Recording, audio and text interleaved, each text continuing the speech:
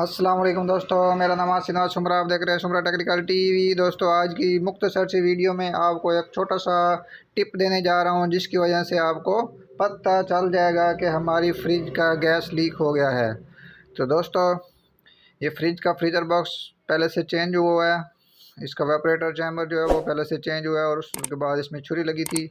फिर भी उन्होंने मुरम्मत करवाई और फ्रिज ठीक चलती रही है तकरीबन 2-3 माह 4 माह इसको हो गए। उसके बाद दोबारा से ये कूलिंग करना छोड़ गई है। तो अब हम इसको चेक करने आए, तो मैंने इसका मसला देखा तो मुनासिब समझा कि आपके साथ ये शेयर किया जाए, ताकि आपके साथ भी कभी ये मसला है तो आपको भी इसका पता चल सके। तो दोस्तों, कंप्रेसर के ऊपर आप देख रहे हैं कि कितना आयल आया हुआ है।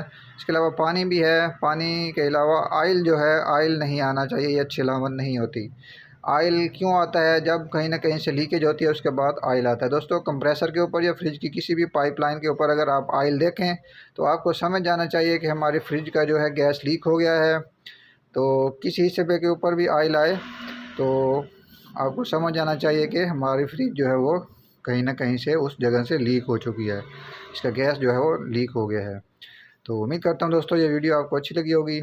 मिलते हैं नेक्स्ट वीडियो में, तब तक के लिए दीजिए इजाज़त। दुआओं में याद रखिएगा। अल्लाह हाफिज़।